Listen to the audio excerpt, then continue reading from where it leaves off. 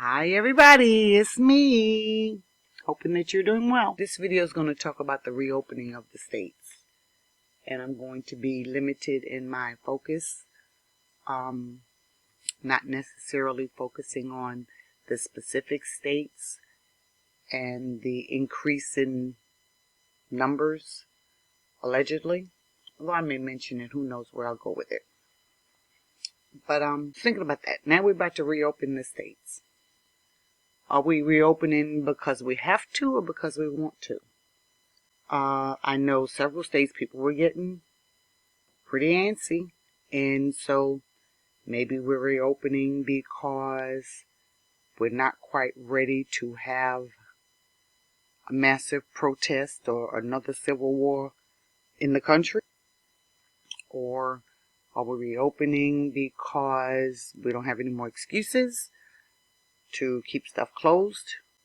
Or are we reopening because we're ready for the second wave, as it's been touted, to kick in, to go ahead and finish off, as I think someone put it, drip, drip, flood, instead of drip, drip, drop, drip, drip, flood.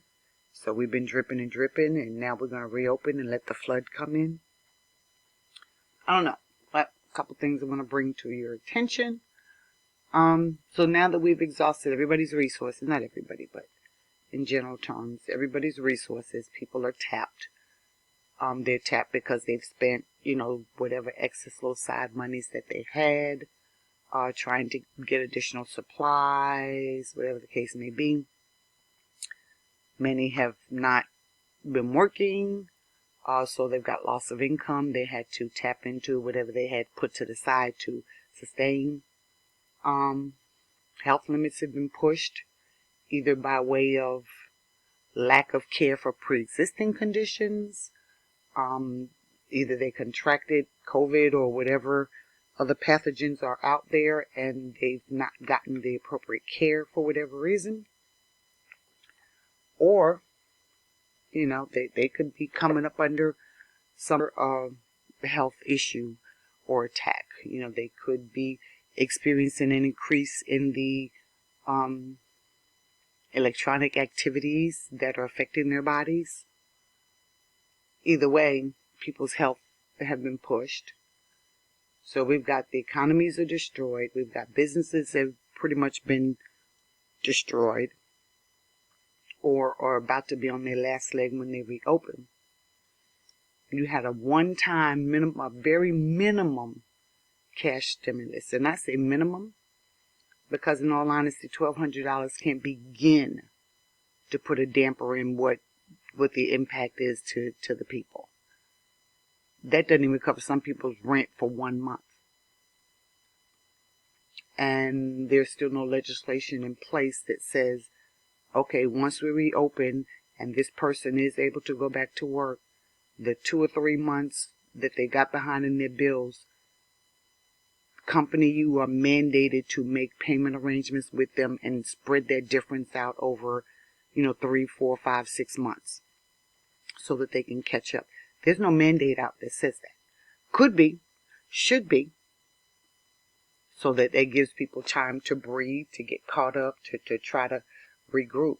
So even if there was a moratorium on evictions and foreclosures and things like that, as soon as we reopen, boom, those people have to come up with all that money. Well, if they weren't making it these last 2 or 3 months, where are they going to get it from now? Your stimulus sure wasn't enough to pay back that back money. Just saying. Unemployment's about to be limited and or cut off. And by that I mean, when the state reopens, or the states, when your government, your cities reopen, there is no longer a governmental crisis or emergency that required them to be closed.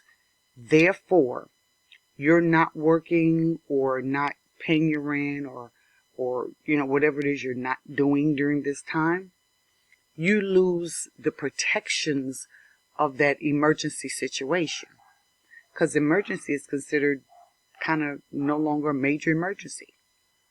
And if everything is okay enough for us to reopen and start getting back to normal, then the expectation is that you would meet all the normal bills that you were meeting beforehand. So, unemployment is one of them. They open up. If job tells you to come and you don't come because you're still, concerned about contracting something, or you might even feel like you have something and you've not been properly treated, etc., etc. Will you still be able to draw your unemployment? What about if they say to you, I know you were making $50,000 a year, but the only jobs available right now are paying you $20,000, and you have to take that job. We're gonna cut off your unemployment if you don't. Well, either way, you're not gonna get this $20,000, and that still puts you over. So now you just took a $30,000 hit annually, and then you're probably gonna work overtime, or 40. You're gonna max those hours out. When do you have time to look for a job in the range that you were in before, if one's available? Assuming, that one is available. Just, So you're forced into a lower paying job. And again, all the protections are taken away. Evictions can resume, foreclosures, whatever it is, garnishments, whatever it is they're doing. All of that stuff can resume. Keep in mind, and I know I said this before, that one of the differences between Republicans and Democrats look for a lot of the social stuff. Republicans look for financial stuff. So when they're on board with something, there's a financial benefit for it. There's a reason for it. And it's financially tied. It's strategic. Why would they open if it's going to be a financial fiasco for them? Now, all this money has been transferred. A massive wealth transfer occurred during this time that we've been sitting around twiddling our thumbs and learning how to do our nails and, learning how to do our own pedicures and stuff like that. They were busy working every day, transferring funds, rerouting, being strategic about their plans and the things that they wanted to do. As well as the Dems were being strategic and trying to implement some of the stuff that they want to implement. Folk are getting ready to be caught between a rock and a hard place. And it may be time for people to start banding together. It's past time, actually. Maybe a matter of 2 or 3 families living in one household. And it may not be your choice, but again, it is your choice. Because your other choice could be homeless. So the choice would be homeless or live in a household with 2 or 3 other families. Hopefully y'all are relatives or close friends or something so you can get along. But that's what it's coming down to.